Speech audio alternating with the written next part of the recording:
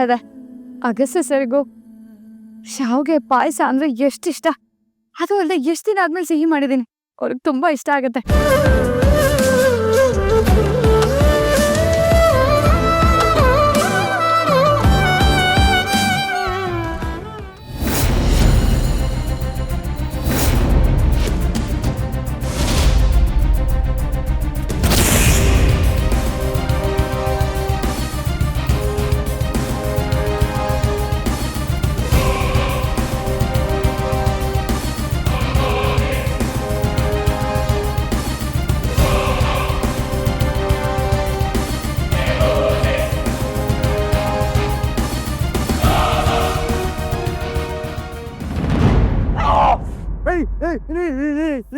ನಾನು ಅಗಸ್ತ್ಯ, ನಿಮ್ಮ ಅಗಸ್ತ್ಯ.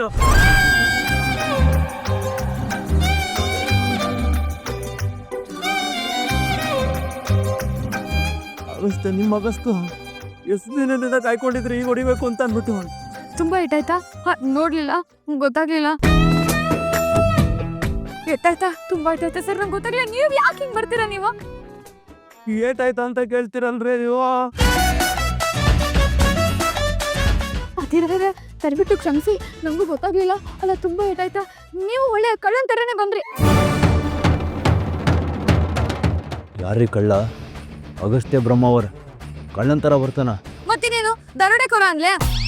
ಇದು ಬೇಡ ಬೇಡ, ಸುಮ್ಮನೆ ನೀವು. ಹೋಗ್ಲಿ ಬಿಡಿ ಸರ್, ಗೊತ್ತಾಗ್ಲಿಲ್ಲ. ತುಂಬಾ ಏಟಾಯ್ತಾ?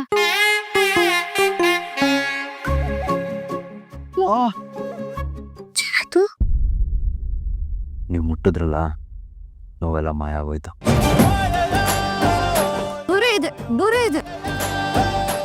ಆದರೂ ಹೆಂಡತಿ, ನಮ್ಮಿಬ್ರಿಗೆ ಮದುವೆ ಆಗಿದ್ರು ಕದ್ದು ಮುಚ್ಚಿ ಕಳ್ಳ ಪ್ರೇಮಿಗಳ ಥರ ಮೀಟ್ ಮಾಡ್ತೀವಲ್ಲ, ಇದ್ರಲ್ಲಿ ಒಂಥರ ಮಜಾ ಇದೆ ಅಲ್ವಾ?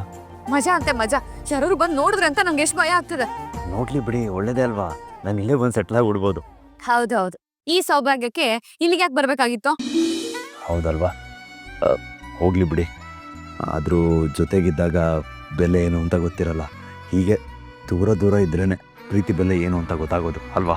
ಅದಕ್ಕೆ ಅಲ್ವಾ ಸರ್ ದೊಡ್ಡವರು ಆಷಾಢ ಮಾಸ ಅಂತ ಮಾಡಿರೋದು. ಆಷಾಢ ಮಾಸದಲ್ಲಿ ಗಂಡ ಹೆಂಡತಿ ಇಬ್ರು 1 ತಿಂಗಳು ದೂರ ಇರಬೇಕು. ಆದರೆ ನಮ್ಮ ಜೀವನದಲ್ಲಿ ಬರೀ ಆಷಾಢನೇ.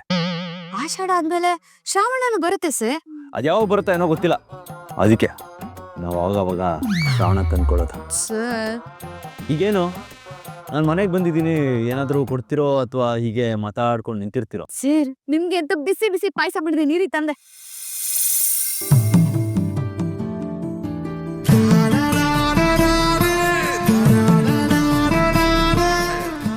ನಾನು ಕೇಳಿದಲ್ಲ.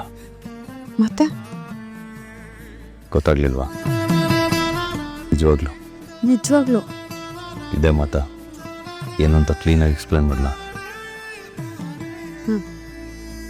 ಹೇಳ, ನೀನು ಕೇಳಿದೆ ಅಂತ ಹೇಳೇ ಬಿಡ್ಲಾ?